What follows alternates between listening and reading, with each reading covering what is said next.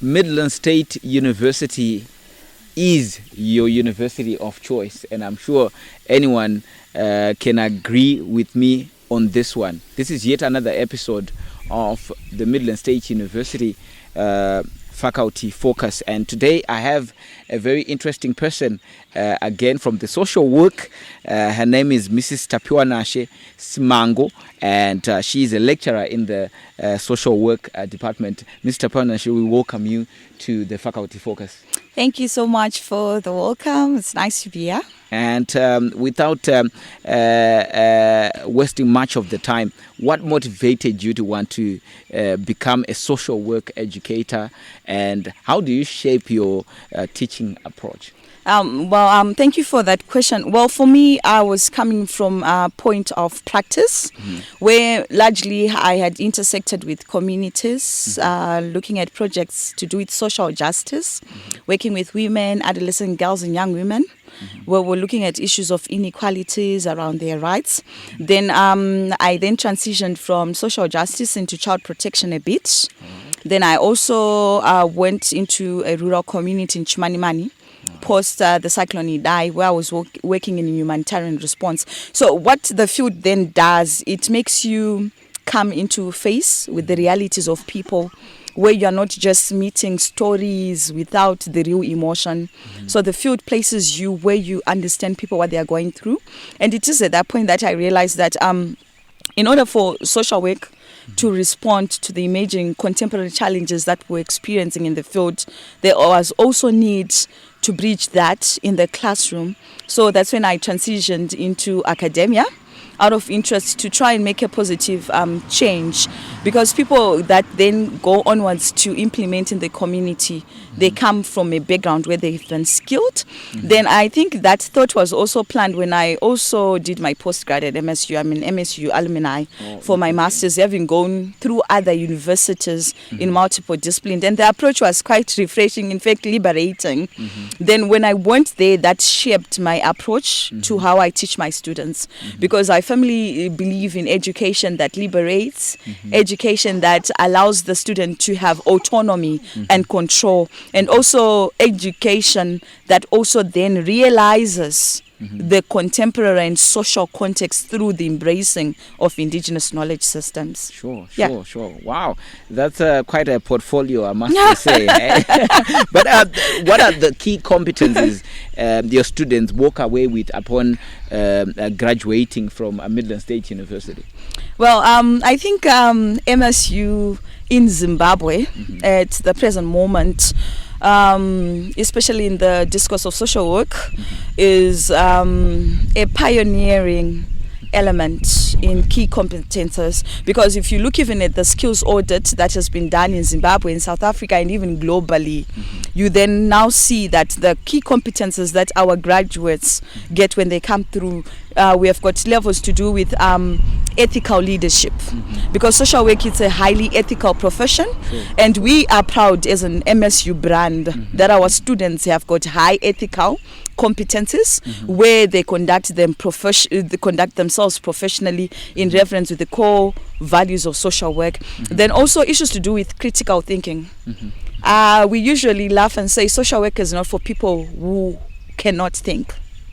Wow. Because you do not go into the field with a notebook. So one of the core critical competences that the School of Social Work equips our students is critical thinking in real-time space to address those challenges. Then they also come with a grounding in cultural competence. That's why they have been able to transcend beyond the Zimbabwean borders and also be able to be in demand globally in the UK, in Canada, in Australia.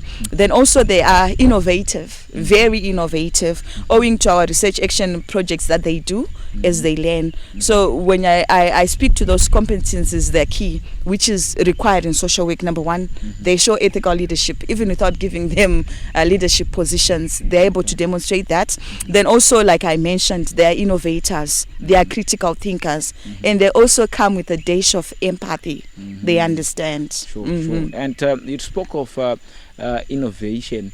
What does innovation look like, in social work education for Midland State University today?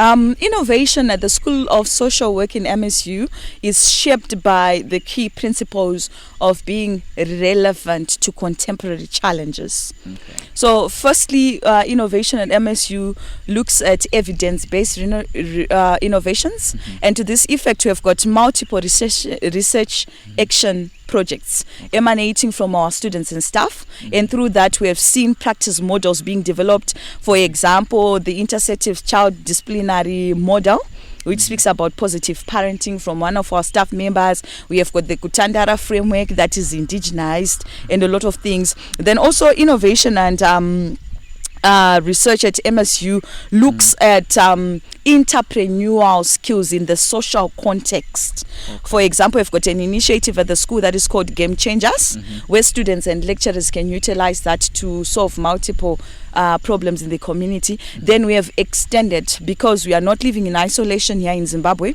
we have got global networks. We have got the Ndiri Ani partnership, which we have done with our colleagues in Netherlands for a center of expertise, where we draw multidisciplinary experts to come and help us in terms of process thinking. Then we also have got a partnership with the DAD Fachhochschule University in German, in partnership with the University of Joburg, University of KwaZulu-Natal, that looks at exchange learning in terms of sharing knowledge across cultures. Then we also have got a partnership with the Epilepsy Resource Center in Zimbabwe. And also innovation is looking at how can we digitalize social work and integration with artificial intelligence right now as we are progressing, because there are other hard to reach communities, and how can make that easily accessible. Then also we integrate indigenous knowledge systems. And when we talk about indigenous knowledge systems, we are not only talking about traditional practices in Zimbabwe, we are talking about respecting and recognizing knowledge that is contextual in different contexts. All right. Okay. And how do you ensure your students are equipped for changing community needs? Because I understand that now, that was the main reason also behind the Education 5.0, as well as it's also part of the SDGs and Vision 2030. How do you ensure your students are equipped for changing community needs? What we have done is to provide a dynamic curriculum, like anything that would be knowledgeable for the people that are in academic settings, that we have got a minimum body of knowledge, which any other university in Zimbabwe would provide to students. But as it means we go further to have our electives that then speak to issues that we feel are mainstreamed and critical. So through a dynamic curriculum, we address that. Then we also have practical embedded learning in our programs. Our students are not only confined to the classroom, they also go for attachment, they also do research. Then we have got lifelong mentorship through our alumni settings in different areas, which also helps them to be able to be relevant in the communities that they serve. Oh, interesting. And as we come to the closure of this segment, the main question is the why. Because most of the things that you've mentioned, I believe that some universities, they are probably doing that or in excess, who knows. But to a student who has got so many options on their table right now, why should someone apply for the social work program at Midland State University? I will say this from a point of reality check, and it's factual. For social work in Zimbabwe, if you are not at the only school of first choice, which is the School of Social Work, where are you at? I say it because it's reality. Okay. MSU School of Social Work currently is the primary brand that is currently topping, and you need to be at MSU School of Social Work because unlike in other universities, maybe it's just a fixated department. This is a whole school set aside. Because it shows the seriousness that we commit to that. Then also, aside from it being the only school in Zimbabwe where you'd rather be, we also offer interesting levels where we have got multi-level entrance to cater for everyone. Even we are inclusive. For persons with disabilities, we have got a well-resourced disability resource center. Then our multi-levels allow people with different qualifications to be able to have a field of social work. We offer right from the undergrad diploma in social work, where with your 5 O levels you qualify. But the 5 O levels, even if you don't have mathematics, so long as you've got English, we will take you. Then you've got the social work undergrad program, where the entry level requirements is a minimum of 2, any 2 arts subjects with a minimum of 14 or 15 points, because it then speaks to the critical thoughts that I said. Then we've got the postgrad diploma in social work. Per se, maybe you did another profession in psychology, sociology, and right now, even as we are speaking, you feel I want to become a social worker, we got you catered. You can get that program. Then at master's level, you can specialize. You can specialize in generic social work, developmental social work, and clinical social work. So when you are considering, in quotes, the multiple options that you might have in Zimbabwe, also think about the credibility of the qualification that you're going to get. Because social work is a regulated profession. And as MSU School of Social Work, we are proud as a brand that our qualifications are not only recognized by the Council of Social Workers in Zimbabwe, they are recognized by regional bodies like SAQA, they are recognized by SWE, Social Work England, ASW in Australia. So when you are thinking about that, don't just think about having a qualification. Think about what is going to become of you post-qualifying, because you need to be registered. And MSU offers that pathway.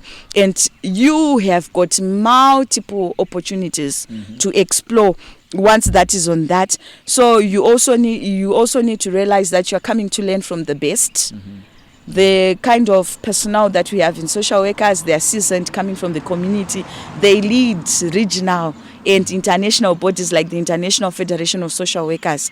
So again, you would rather not be anywhere. There's only one school of first choice in Zimbabwe of social work, and that is the Midland School of Social Work. Interesting. Miss Tapuanashe Simango, I would like to thank you very much for coming through. I must say, first of all, you sound very proud to be an educator of in the department that you are, and you sound very proud to be in the department that you are. And you know, to any student who is probably going to aspire to want to be in your field, I'm pretty much sure they'll do so without asking any other questions, because you have laid all bare there. So I would really want to thank you very much for coming through for this podcast. But maybe as we close it all, just any departing words that you want to share to any young aspiring students out there who aspire to join the university at large.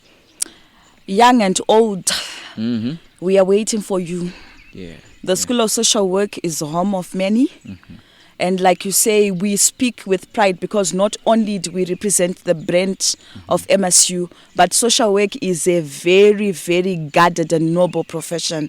And we are responsible for looking out for each other in terms of ethical practice. And when you come to the Midland State of University School of Social Work, you are coming to join the noble profession. Just do the noble and come to the first choice School of Social Work in Zimbabwe, the only one. Thank you very much, Mrs. Simango. Ladies and gentlemen, this was yet another episode of the Faculty Focus. My name is your Uncle Carl, and of course, you know there is no substitute for quality. Until we meet again, it's bye-bye for now.